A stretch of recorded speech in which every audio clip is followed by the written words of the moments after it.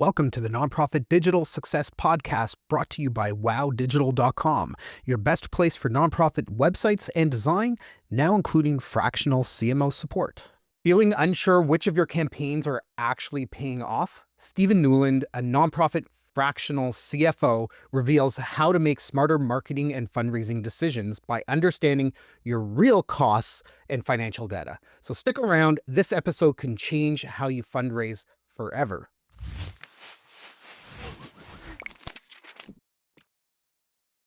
Welcome to the Nonprofit Digital Success Podcast. I'm your host, David, and in this episode, we're going to be talking about financial clarity for marketing and fundraising decisions, and I've got Stephen Newland here with me. Stephen is a fractional CFO and the founder of MoneyPath. He helps $1 to $10 million, $1, not $1, how are you going to help $1 nonprofits? Maybe we should take it. It's kind of funny.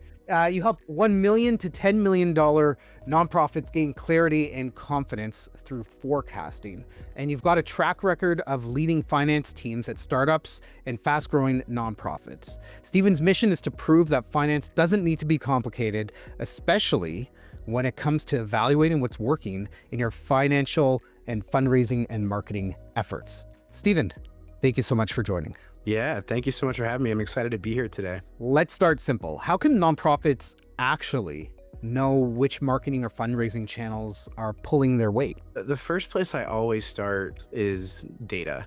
And it's not the sexy place to start. It's not the fun place to start, but it's where everything in finance and analysis and everything, raising money, it all goes back to how clean is the data? How do you have good data processes? And so that's the first place to start. If you've got a donor CRM, are you tracking campaigns? Are you tracking, hey, this donor gave as a result of the gala event, or because of this mailing campaign, or because of, they came through the lead gen on the website and that led to a recurring donation. So that's always the first place that I like to suggest people to start. I love that idea. Being able to tag accounts.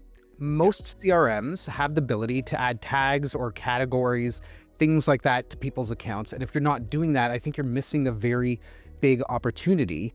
One of the other things, I guess data points instead of things, but one of the other data points that I like to recommend is to look at time of year that people are donating as well.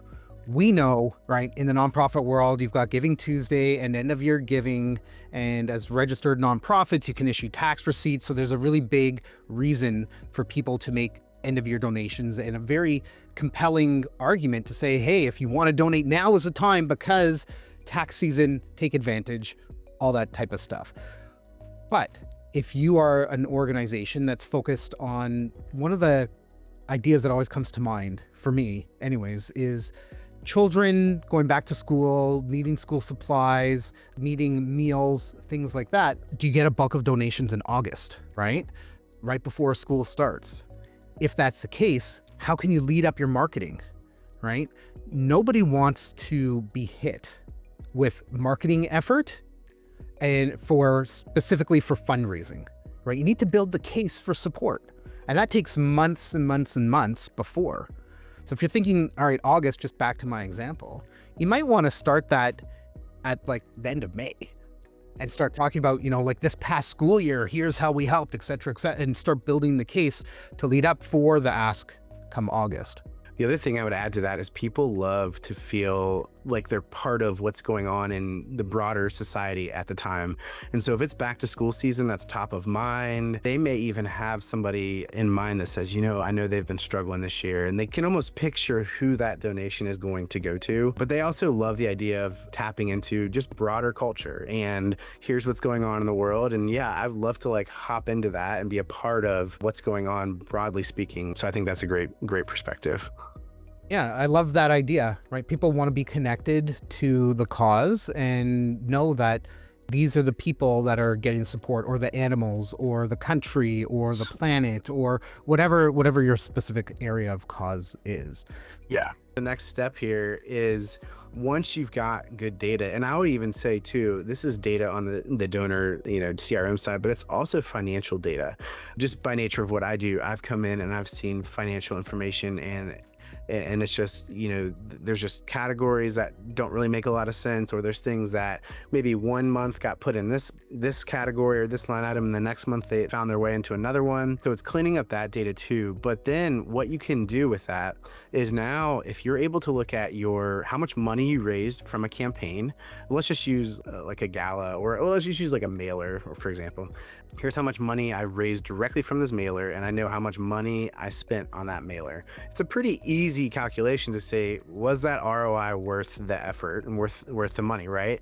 And so that's essentially all you're doing, but you're looking at this across the different channels: events, digital, physical mailing, emails, major gifts. So that's kind of where the next layer of this comes into play. In terms of tracking, anybody that's doing a direct mail campaign or an email campaign, if you're going to use a QR code, don't use a QR code for email campaigns. Nobody's going to scan a QR code from their phone, from their computer. Like, nobody's doing that. They're going to click a link. If you're sending out a piece of mail, a postcard to a specific set of postal codes that are in your local catchment area or something like that, have the QR code go to a secondary URL that will redirect. And then you can track all the access from that's going through and filtering through, because then you can actually know how many people went through. If you can't do that, I would just make a secondary landing page or a different donation page that you're driving that traffic to. So that way you can track specifically, this came from the mailer versus email versus the hero image on your homepage, or even from social media. Yeah, it's a great point. And I think the other aspect to this analysis that I always like to caveat, because naturally I'm the finance person, so I'll go towards like the number side of it, but there's also a pretty big non-financial component too. So like, let's say that mailer, maybe on that landing page, if you click that QR code, maybe there's a link for volunteer and donation. Well, you can kind of track a non-financial conversion there, and maybe that's muddying the waters. Marketing is not my, that would be, you're the expert in that area. Maybe you wouldn't muddy the waters and do a campaign that has both, but maybe you would. And if so, you can track non-financial outcomes too. And so there's always kind of I like to say there's the numbers side of this analysis, and there's like the vibes side of the analysis, just because the numbers aren't always going to capture the true value of the ROI. And so maybe some of my other fellow numbers people were out there saying, what are you saying? Don't say this. Don't. But that's, to me, is a good way to think about this. When you think of your brand as an organization, it's not just your logo or your word mark, right? It's how you're also perceived in the community. Do people want to engage with you? Do people want to donate? Do they want to volunteer?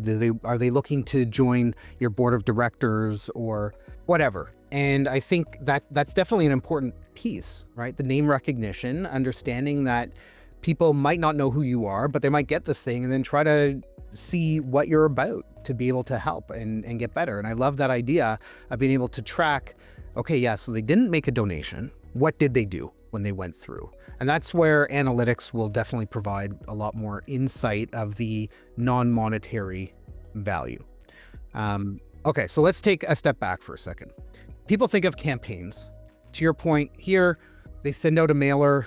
They know the cost of that from the postal service. They know the cost of it from design. Maybe there's an internal person and it took them 2 hours to design it and a senior executive to approve it. You can calculate the time roughly and go, here's the actual cost for this thing.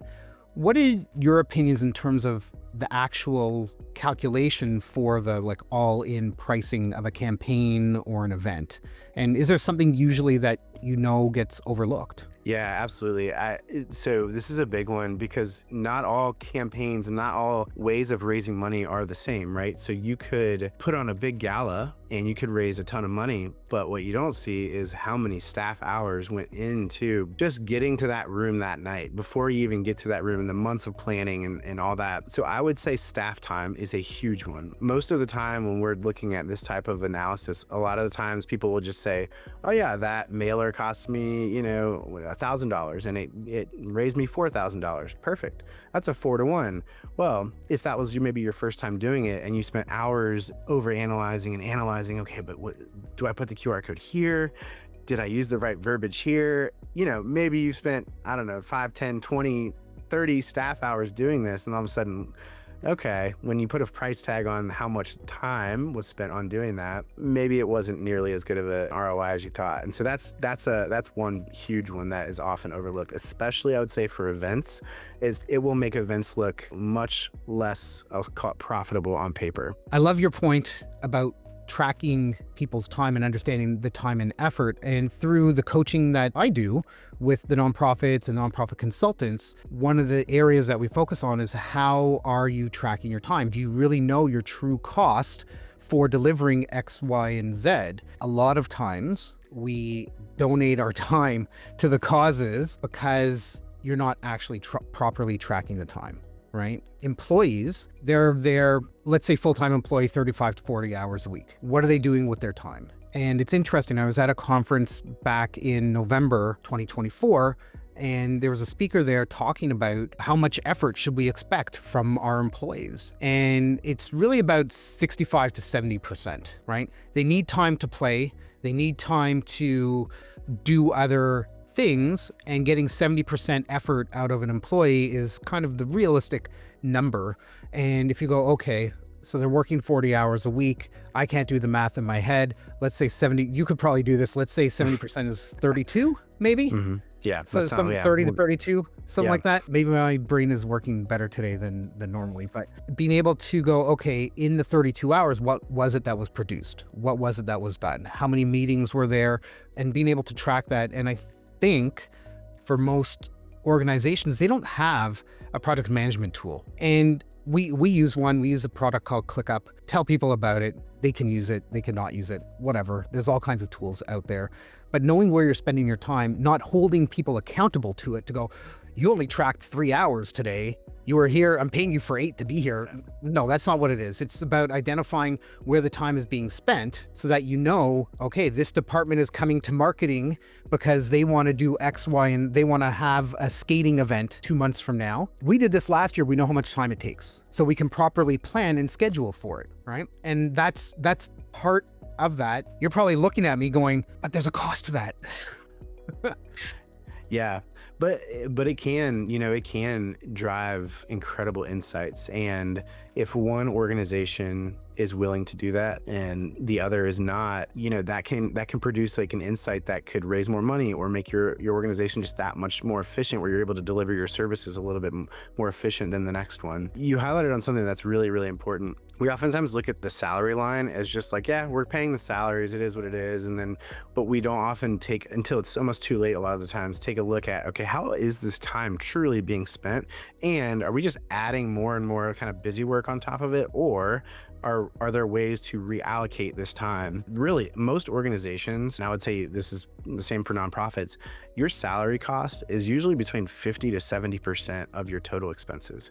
And so if you think about not having some oversight in that area or not factoring that into analysis like what we're talking about today, that's a huge miss, right? Because that's such a big area of expense that's going out the door for every organization. And it's okay, everybody listening, all right, pay attention here. It is absolutely okay to tell people that you have administrative costs. A lot of organizations are afraid to say, you know what, we're spending this much on admin time. I don't know anybody that would think that an organization is operating at like 90% of money going towards the cause, or 95%. There might be some, there might be a few. I'm not saying all, but you've got to be honest with people and say, we need to accomplish this. We want to help 30 more countries with clean water. Great aspiration. How are you going to do that if you don't add more staff? It's very hard. So I think people need to start thinking about being, not being, I don't think they're being dishonest, right? But just being outright with it and being open about it, because people know that there's costs for that. 100%. Yeah. No, I used to do a lot of work with startups and small businesses. No startup investor that I would ever talk to would say, don't invest in your future organization, like the infrastructure of the organization, because they know you need that in place to sustain the growth that you hope to achieve. And so without it, it actually costs a lot more later on when you're trying to catch up and all your systems are behind and your database is messed, all the things, right? And so, yeah, that's a great point to double click on. You've been working with nonprofits. I'm curious what maybe you've got in terms of a surprising insight that you've seen in how a nonprofit might calculate like real costs. Yeah, I mean, I think I'll go back to, it's just leaving out. I'm gonna kind of use the event as an example. Because a lot of times it's like big events is where we raise all of our money, but then you really look into that and you factor in the staff time, and that event you may you may have raised, I don't know, let's just say $50,000. Well, what if you had used, hundreds of staff hours to go find other grants, or go through your network and have coffee meetings, or have, or identify businesses in the community that are really interested in your cause? Could you have had a different result with a fraction of that time? I don't know. It's more of that I'm just asking the question. And that's what this analysis does, is it just like asks the question. It gets kind of these thoughts out of your mind, and data challenges assumptions is a good kind of way to think about it. And so that's why this really matters. But I kind of went on a little tangent there. A couple other things that I would say. There are things like paid channels that can look expensive. So if you're doing like direct mail or even ads online, they can look expensive at first, but if they can drive recurring donors over time, that cost for that same donation goes to zero, right? Or very low. You're just maintaining that relationship. And so that's something to pay attention to, is some of these kind of the acquiring of the first time of their donation, direct mail, paid ads that can look expensive, but over time it can get cheaper. One thing that I will say, this is true of startups and nonprofits, is digital campaigns. I have seen a lot of money wasted on paid ads, but here's been the most common thing that I've seen as to why. It's typically because they're not working with an expert. They've got a big budget and they say, yeah, we get this $10,000 grant from, Google Grants every month, or our investor gave us a bunch of money to go, put it in paid ads. We can probably figure it out. Facebook, Meta or whatever, we can play with the algorithm, and we know who our target is. I have seen a lot of money wasted on that, but significantly less often when there's an expert behind it driving that strategy. So that's another thing that I always like to put out. There's a lot of organizations getting that $10,000 Google ad grant, and I think a lot of times they're like, why is it not working? Well, there's a lot of tweaks to make it work well. Absolutely. There's two notes that I made as you were talking where you kind of touched on it, but I just want to hit it straight on. One is CAC and the second is LTV. You need to know your CAC, the cost of acquisition. How much does it cost you to bring in a new donor? How much does it cost you to bring in a new major donor? Where are your thresholds with regards to regular donor versus major gift? Okay, so you need to understand that. You need to understand the time and effort. Part of that is the lifetime value, the LTV. How long are they donating to you for? They're giving $5 a month. Are they with you for 10 years, 20 years, 6 months? You need to be able to understand those numbers, and having a CRM of some sort, a donation platform of some sort that can easily show you these numbers is a game changer. And there are some free platforms, but once you start wanting some of this data, you really do need to go into one of the paid systems. Yeah, big time. And you're exactly right. That's exactly what I was referring to, is the lifetime value of a recurring donor. Let's say they give $1,000 a year for 5 years, and maybe you had to spend $1,000 of ads or whatever that is to get, or direct mail, or $1,000 to get to that one person. Well, that's still a 5-to-1 payoff, in terms of the donations they're giving you versus what it costs.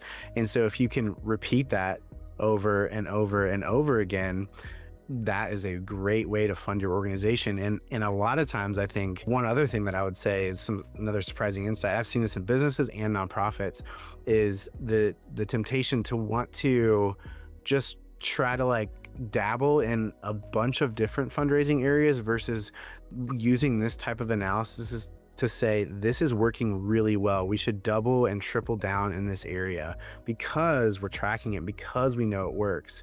A lot of times with a lot of different areas of fundraising, there's maybe a lot of, I guess, fruit kind of at the top of the soil, and it looks kind of easy to get there, but then you start digging down, you're like, gosh, this is getting harder and harder. But the further down you go, you might find, oh, there's a lot more down here. We just had to get there. We had to, to unpack the analysis a little bit. That's another thing I'll throw out there is don't be afraid to double and triple down on an area that's really working. That is sage advice, regardless of whether you're a nonprofit or a for-profit.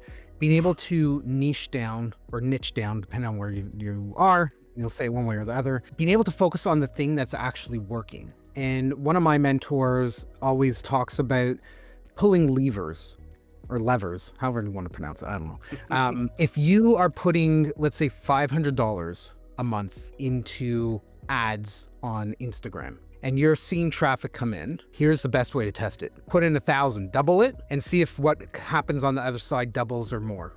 And if it does, you have a proven way of generating whatever it is. It might be leads, it might be subscribers, it might be donors, it might be people signing up for whatever program, service, showing up to an event, etc. Whatever it happens to be, it doesn't matter. But if you know that you've got something and it's kind of working, get permission to double the amount of money. If you can't get double, maybe you can put in an extra 50%. So instead of 500, you put in 750 and see what kind of flows on the other side. If it works, you know that you have a proven method of doing whatever. So when the time comes for the next event or the next thing that you need to promote, you can put more money in and you'll see more reward on the other side. Spot on. Yeah, I can't really add a whole lot more to that. It's just it's exactly my experience, and it sounds like exactly your experience as well. Let's talk about digital tools. We've got email, we have social media, websites, and a lot of times they feel free, right? You can take your phone and you can shoot a video. I do this all the time. Come check me out. I post videos all the time, but shoot a video and you can post it on social. How should organizations factor email, social, websites into like cost benefit analysis? Yeah, well, and I'm really curious to hear your insight on this too, because you're probably a lot closer to this. I'll cover the financial side of it. With anything free, and I'm even thinking about this through my own business, I'm thinking about the time investment more so than the cost investment, right? And so there's going to be like, maybe if you're, you got some like scheduling software that's $40 a month, whatever, that's pretty cheap.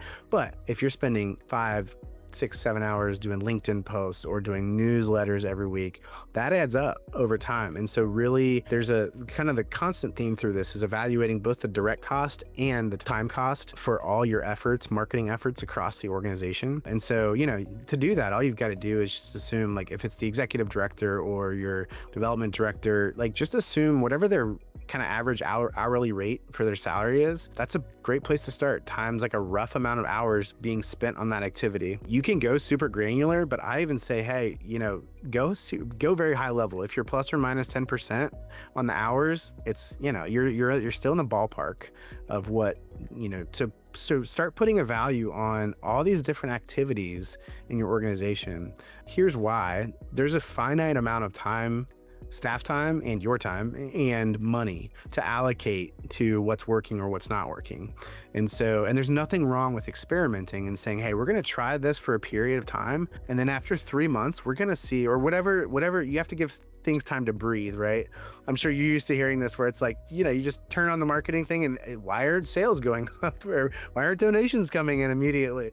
But I think it's okay to experiment, but then it's also good. What happens is we add the newsletter, then we add the social post, then we add this other campaign and that campaign. And then over time, you're doing 7 different things in kind of not doubling down on what might be working. So that's exactly what it is. In my agency, we track the work that we do on projects because we need to know how profitable we are or aren't and whether we're going over budget on any projects, that type of thing. We also track the time we spend internally, and we've got maybe about 20 different tasks, and we are a little bit more vague about the tasks. So we have a marketing task. So anything related to marketing we have there. We have a financial and invoicing one. We have one around email and messaging. We have one for sales effort. So it'll be like networking and putting proposals together and meeting and presenting. And so we can look at the past year, the past 2, 5, 8 years. How much time did we spend doing this? And was the time valuably spent? What was the return on that? There are some things that we need to do as nonprofits. You have to be on social in some way. Which social channel? That's the key. And you really need to understand the psychographic of your ICP, or ideal customer profile, or consumer profile, or client profile, whatever you want that C to be. Episode 16 of the podcast, I talk about psychographics. So finish listening to this and then go check out episode 16.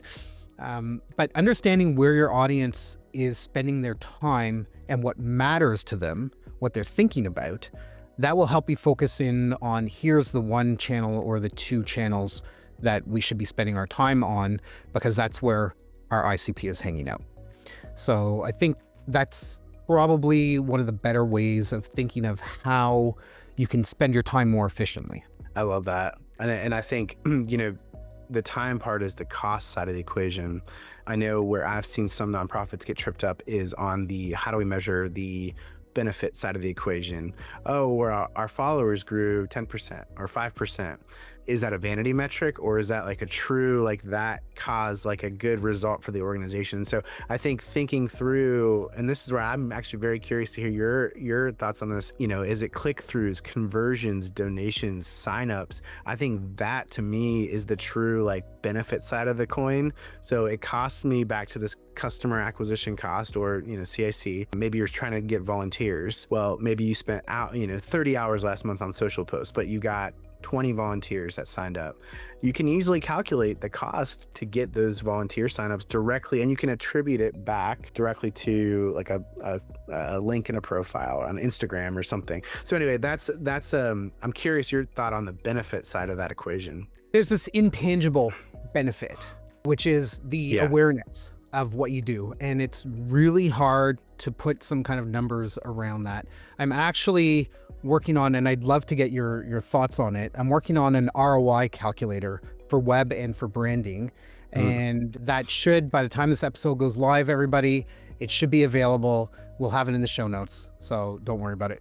But yeah, there are some je ne sais quoi, some like things that we can't really put our finger on that are important. And it might be 3-4 years before somebody takes some kind of action, but they need to know about you. They need to know about your organization. They need to be aware. And how do you figure out the cost of awareness? You can't. And 3 years down the road, hey, Stephen, how did you hear about our organization? Thank you for coming to, you filled out a volunteer application form. Awesome. I don't remember, right? Yeah. Like that's what you're going to get. And that's okay. The senior executives need to know that this is the reality that we live in. I remember years and years and years ago, I was working at the hospital. I'm not going to name names, but I was asked to track social media accounts of similar organizations in the city. So how many followers do they have? How many posts do they put up? There was a point where you were able to see other organizations through Facebook, the number of, not followers, whatever they call it, like the number of people that have liked. But I was tracking all that and graphing it, and it didn't really make a lot of sense to me. I guess, like in terms of how are we doing compared to, okay, but what is our focus? Do we care how these other organizations are doing? Does it really matter? That was a good 14, 15 years ago. Nowadays, if somebody's asking you to track that, I would question them why. What's the validity? It's going to take time and effort to do it. I was spending maybe about half hour a week tracking that. I think my time could have probably been spent better doing something else. And now certainly with the massive onslaught of AI, you could probably automate a lot of that reporting. One thing that I was thinking about in terms of the ROI, and I was having a conversation with somebody else who does a lot of branding, and the conversation was around, if your website or if your annual report is clean and crisp and designed really well, or does it look kind of kind of old school and out of date, how likely or unlikely is a donor to donate to one or the other? So if you showed them to them separately, is the clean, crisp one, is this 80%, and the not so professional one, is this 30%?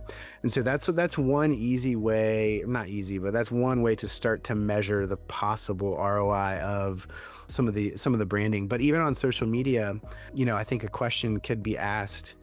And I don't know if this is like a focus group of your existing donors or what this looks like, but did you check our social media page before considering donating to our organization or before signing up to be a volunteer? If the answer is yes, and maybe it's 9 out of 10 said yes, bingo, there's your ROI. It may not have been the thing that pushed them over the edge, but maybe it was, but it certainly didn't hurt that. Maybe it was like step 4 of 7 in the process, but had they not gone through step 4, they would have probably not got to step 5.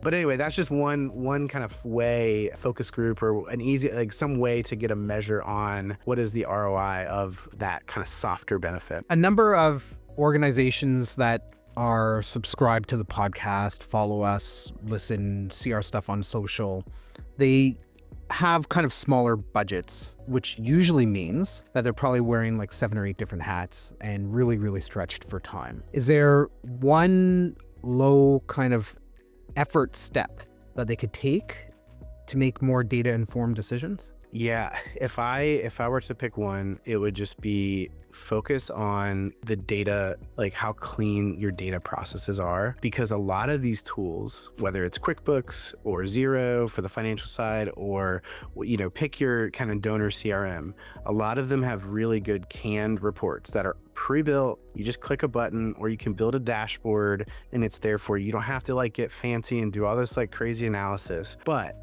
one thing is true, whether you're doing this analysis or whether you're doing these canned reports and these dashboards, if the data underlying data, if it's messy, none of it matters, and it might give you bad data that you're making decisions off of. So if there's one thing to focus on, it's just do, whether that's like a duplicate search on your donor database. A lot of these have tools where you can like run a duplicate, but putting some sort of check in place on your donor CRM and on your financial data for data cleanliness, I think by far will be the best ROI if you're stretched thin. And then using these pre-built reports, they'll give you a lot of insights that you wouldn't normally have. I love that idea. Invest in a tool that will give you the insights so that you don't have to spend your precious time trying to figure out how to get the data, how to get the report, how to clean it, how to do any of that kind of stuff. There's a whole bunch of tools out there. Are there any that you might recommend that you've seen that kind of work pretty well? Yeah, I mean, really on the financial side, I've got a few things that I have everybody do every single month. And one of those things is doing a reconciliation between your financial system and your donor system, your donor database. Because if information is in one but not the other, or then you've got 2 different sets of data and it's not telling the same thing. And so that's like one step. And then on the donor side, signing up for one of the CRMs, a lot of the CRMs that I've used, and I've used like Neon, Virtuous, a few of the other like Blackbot, I've used some of the bigger ones. A lot of them have really great built-in like data cleanliness tools already, and so that, I will say that is the pro of getting out of spreadsheets, is you've got a tool that can like come on top of your data and say, hey, you've got 2, Mary Smiths that are at the same address. Why is that the case? And one has a donation in 2024, one has a donation in 2025. Well, maybe we should combine these 2, and then you can get a better donor profile for that person. So those are just a couple examples. I love that idea, being able to consolidate your data and make it all work better for the organization. That's really the goal, is how can we leverage the data to make better decisions? It's not going to be perfect. Maybe you're at a 60% now, maybe you can get it to 70 or 75%, then you can go to 80%, then you go to 83. So whatever it happens to be, get some time in your calendar to look into some tools, some product demos, and just see. You can also call some organizations that are similar to yours or that are local to yours that are bigger than you. Find out what they're doing. Talk to them over there. I'm sure they'd be more than willing to give you some insight, some advice, maybe point you in the right direction for what's working for them. 100%. That advice is so critical. Like, don't spin your wheels trying to figure out the perfect solution when some other organization and team has already been through that and figured it out, and most are willing to share. Stephen, amazing insights around the gap and bridging the gap between the finance and marketing and kind of operational oversight. I hope people that have been listening to this and to us have gotten some great advice, some great pointers today. I know I have. I've got some ideas that I've made notes of that I'm going to take back to my team and to my clients. If you were to, I'm going to put you on the spot here. Sure. If you were to give everybody listening to this this is what you want them to do in the next 24 hours, a task of some kind, what would that be? Oh man. The first thing that comes to mind, and I'm just going to speak on the financial kind of side of the coin. I would jot down your top, I'll just say top 3 financial stressors, because if you're at a growing organization, you likely have some sort of financial stress that you're carrying, and that's just kind of whether that's in the back of your mind or not. So I would write that down, and I would take a step on whatever one. If there's one, for a lot of people, it's cash flow. So if that's keeping you up at night and stressing you out and preventing you from making decisions, talk to somebody. Shoot me an email, shoot me a LinkedIn message, and I can give you some more like specific pointers on that. But just start to map that out. What is my cash going to look like over the next 6 months so that you can start to ease some of that? The reason I say I went to financial stress is because I have seen that is a pretty common thing that I've seen across a lot of executive directors or leaders at growing organizations, is they carry some sort of financial stress, and it holds them back from making clear decisions in other areas of the organization. So that's why I say write them down, get them out of your head, and then just start to take action on one of those top 3. And I would say your action step is shoot me an email, shoot me a LinkedIn message, and I'll be happy to give you some more tactical steps depending on what that stressor looks like for your organization. Love it. So here's the ultimate question is, you mentioned shoot you an email. So if anybody wants to get in touch with you, what do they need to do? Yeah, my email is Stephen, STEPHEN, at moneypathfpa.com. And then also, obviously, my website is moneypathfpa.com. If you go there, top left, there's going to be a button for free resources. I've got a cash flow template. So if you're worried about cash flow, I've got a whole template and a video on how to fill it out. That would be a very easy step to take. I've got a grant tracker template there. I also have a list of 150 nonprofit discounts available. So check it out. I think there's a lot of great resources on there. You definitely want to check out the nonprofit discount list. As Stephen just mentioned, there's 140, 150 or more resources on there. So definitely want to grab that and get the link. Also, just so you know, for everybody listening, we've got a massive resource database on our website as well, where we have all the resources and links to all the speakers and guests that have been on the show categorized and tagged so you can search and find things that you're looking for. So if you're looking for fundraising, we've been talking a lot of financial, right? If you're looking for anything around fundraising, you could go, we've got a category for fundraising. These resources that we were talking about will be in there and added to that when the show goes up. Stephen, thank you so much for joining in. It's been great having you here on the Nonprofit Digital Success Podcast. To everybody listening, if you want any of the links, the resources that we talked about on this show, on this episode, head over to our podcast page at nonprofitdigitalsuccess.com. Click on this episode for all the details. And until next time, keep on being successful.